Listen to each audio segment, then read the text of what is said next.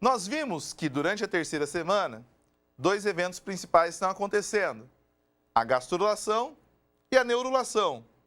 A gastrulação ela vai ter início com o surgimento da linha primitiva, que vai até o meio do embrião. Essa linha primitiva ela é acompanhada pelo desenvolvimento de um canal chamado de sulco primitivo. A linha primitiva no meio do embrião desenvolve um conjunto de células, formando uma espécie de nó, chamado de nó primitivo. Esse sulco que se desenvolveu por dentro da linha primitiva chega ao nó primitivo e forma uma cavidade. Vai ser chamado agora, esta cavidade, de fosseta primitiva. Esta proliferação do meu epiblasto faz com que as células epiblásticas migrem e formem uma nova camada entre o epiblasto e o hipoblasto. Este epiblasto em transformação agora vai ser chamado de ectoderma. O hipoblasto, que também pertencia ao disco bilaminar, agora vai ser chamado na terceira semana de endoderma. E o tecido celular que está surgindo entre o ectoderma e o endoderma vai ser chamado de mesoderma intraembrionário. A linha primitiva é o gatilho para que os fenômenos da terceira semana aconteçam. Deste nó primitivo, dentro do qual nós encontramos uma fosseta primitiva, as células que constituem esse nó iniciam um processo de proliferação por dentro do meu mesoderma intraembrionário. Agora, esta proliferação sai do meio do embrião e vai até a região cefálica, onde está situada a placa pré-cordal, que nós vimos o seu desenvolvimento na segunda semana. Este processo celular que está se desenvolvendo ao longo da terceira semana, que teve origem epiblástica do meu ectoderma, está se desenvolvendo dentro do meu mesoderma e mantém um íntimo contato com o meu endoderma, vai ser chamado agora de processo notocordal. É importante lembrar que, ainda na terceira semana, o meu embrião é uma estrutura plana, ele é achatado. À medida que o processo notocordal ele se desenvolve dentro do meu mesoderma intraembrionário, acontece um estímulo para que a estrutura superficial, chamada de ectoderma agora, promova o seu prolongamento no sentido póstero-anterior e também lateral. Nós temos, neste caso, um alongamento do que nós chamamos de ectoderma e também um espessamento desta camada. O surgimento do processo notocordal é indutor deste espessamento. O espessamento do meu ectoderma vai formar o que eu chamo de placa neural. A placa neural que agora se expande cada vez mais em sentido cefálico, ou seja, em direção à placa pré-cordal que nós encontramos na região anterior do embrião, vai fazer com que este ectoderma dê origem ao primórdio do sistema nervoso central. A placa neural, que se forma na região ectodermal, agora vai sofrer uma invaginação. Esta invaginação nós vamos chamar de suco neural. O surgimento de um suco neural vai fazer com que as extremidades formem duas abaulações, ou duas pontas, como se fossem colinas. Essas extremidades nós chamamos de pregas neurais. À medida que o processo notocordal se desenvolve por dentro do mesoderma, a placa neural se espessa e faz essa invaginação, o tubo neural também vai sofrendo uma invaginação, o suco neural, perdão, vai sofrendo essa invaginação e as colinas que ficam ali em cima, que nós chamamos de pregas neurais, cada vez se aproximam mais, de modo que, à medida que o processo notocordal prolifera, a invaginação acontece, as pregas neurais se aproximam e tendem a fazer um fechamento desta placa que se formou sobre o embrião. O fechamento após a invaginação vai fazer com que surja o que nós chamamos de tubo neural propriamente. As pregas neurais que estavam em cima, elas se ligam umas às outras, no caso a direita com a esquerda, para que seja possível o fechamento desse tubo.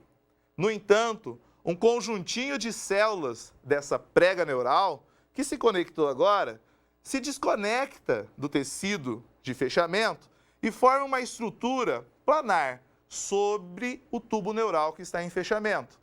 Essa estrutura nós chamamos agora de crista neural.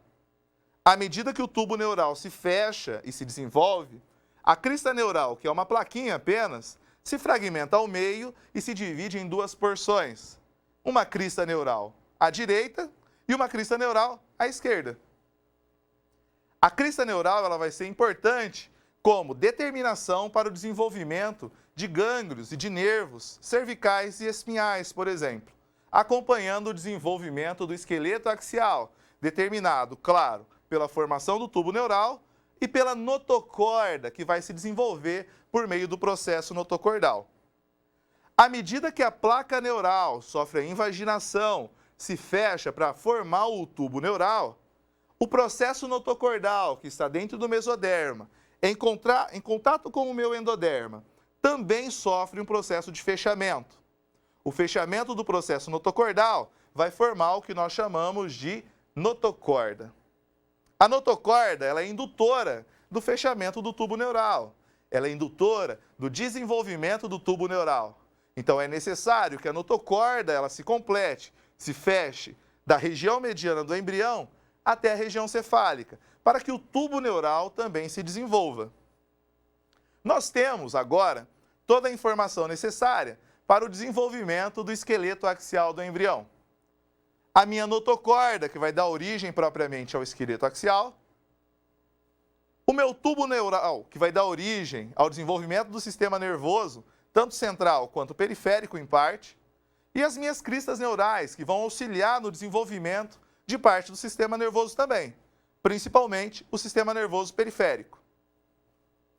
Com o desenvolvimento da minha notocorda na região mediana do embrião, por meio do fechamento do processo notocordal, o mesoderma no qual a notocorda agora está situada fica dividida em porção direita e esquerda.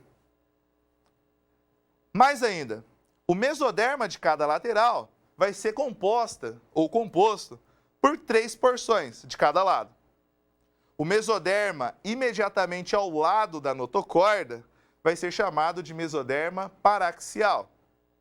O mesoderma que vem ao lado do mesoderma paraxial vai ser chamado de mesoderma intermediário.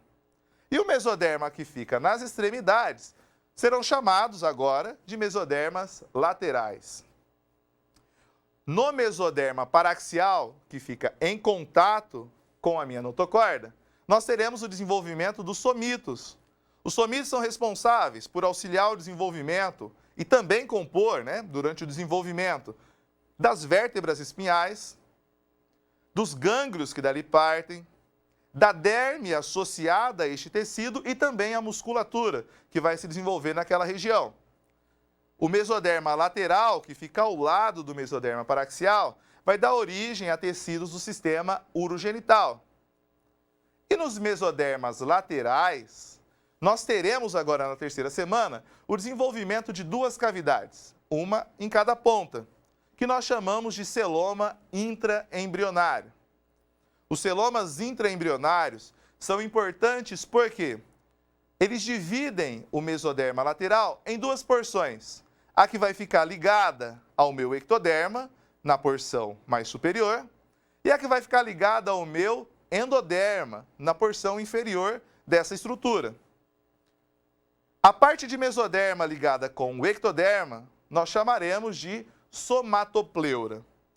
Durante o desenvolvimento do embrião, mais propriamente na 4ª semana, quando este embrião iniciar o seu dobramento, ou seja, o seu fechamento, a somatopleura vai constituir a parede do corpo do embrião, ou seja, a face mais externa do organismo. Em compensação, a parte de baixo do mesoderma lateral, que ficou em contato com o meu endoderma, será chamado agora de esplancnopleura. A esplancnopleura, na 4ª semana, devido ao fechamento do embrião, vai formar, por exemplo, o trato gastrointestinal. A formação vai dar origem ao intestino, por exemplo. Ele vai ser albergado, colocado para dentro daquele organismo em desenvolvimento. Mas por que surgem os celomas intraembrionários? É necessário porque Estes celomas darão origem a 3 cavidades principais no organismo: a cavidade pericárdica, a cavidade pleural e a cavidade peritoneal, associada com o processo de organogênese que acontece na 4ª semana.